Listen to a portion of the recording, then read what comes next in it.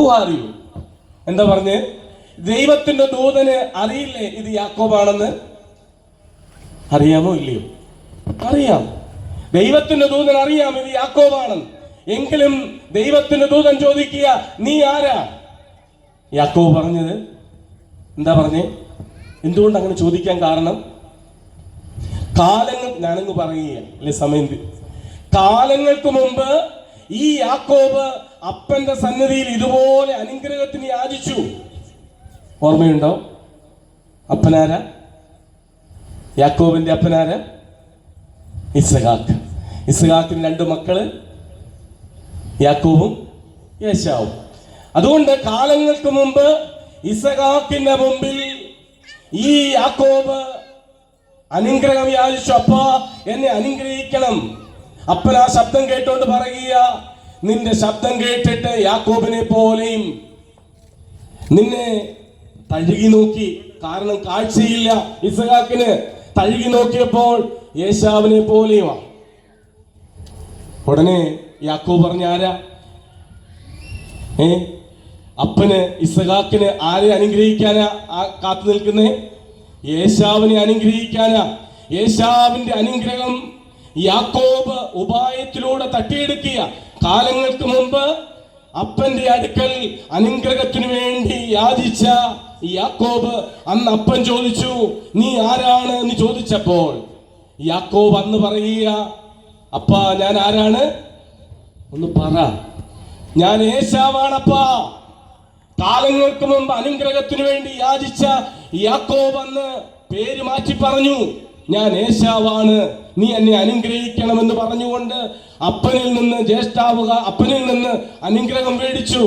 ഏശാവിൽ നിന്ന് ജ്യേഷ്ഠാവകാശം തട്ടിയെടുത്ത് ഓടിയ ഒരു കാലം ഓർക്കണം പ്രിയപ്പെട്ടവരെ. കാലങ്ങൾ പിന്നിടുമ്പോൾ ഇന്ന് ഈ യാബോക്ക് കടവിൽ വെച്ച് ദൈവത്തിന്റെ ദൂതൻ അവനോട് ചോദിക്കുക, നീ ആരാണ്? അവൻ ഉള്ളത് പറയുക. യാക്കോബ് എന്ന പേരിന്റെ അർത്ഥം ഉപായി എന്ന.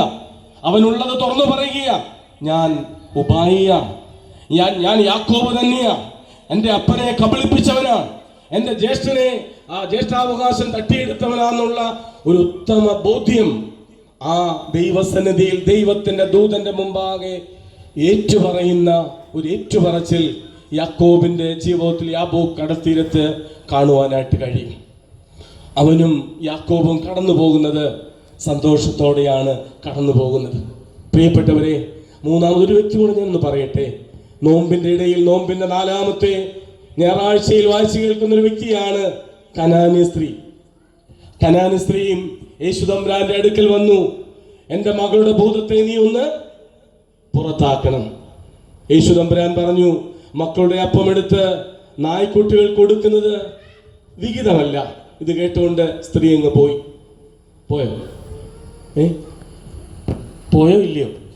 പോയില്ല. അവിടെ നിൽക്കുക. വീണ്ടും ദൈവത്തോട്, യേശുതമ്പുരാനോട് വാദിക്കുക. എന്താ പറഞ്ഞത്? ഗുരു, നീ പറഞ്ഞത് ശരിയാ, മക്കളുടെ അപ്പം എടുത്ത് നായ്ക്കുട്ടികൾ കൊടുക്കുന്നത് വിഹിതമല്ല.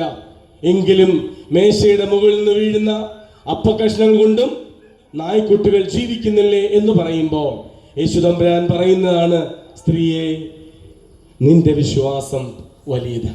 എങ്ങനെ അവൾ പോയി? അവിടുന്ന് ചെന്നപ്പോൾ എന്താ കാണുന്നേ? മകളുടെ ഭൂതമൊക്കെ മാറി ആണോ? സന്തോഷമായിട്ടിരിക്കുന്നു. പ്രിയപ്പെട്ടവരെ, ഞാൻ എന്തിനാണ് ഈ വ്യക്തികളെ ചോദിച്ചാൽ നാം എവിടെയായിരിക്കുന്നത്? കർത്താവിന്റെ പാദപീഠത്തിൽ, പരിശുദ്ധ സഹദായുടെ മധ്യസ്ഥതയിൽ നാം ഇവിടെ കൂടി വരുമ്പോൾ നമ്മൾ ഇവിടുന്ന് കടന്നു പോകേണ്ടത്, ഈ പെരുന്നാൾ ആചരിച്ച് പെരുന്നാളിന്റെ പരിപൂർണതയിൽ എത്തിച്ചേരണമെങ്കിൽ എങ്ങനെയായിരിക്കണം? സന്തോഷ പരിപൂർണതയിലൂടെ മുന്നേറുവാൻ. സന്തോഷ പരിപൂർണതയുടെ ഇടമാണ്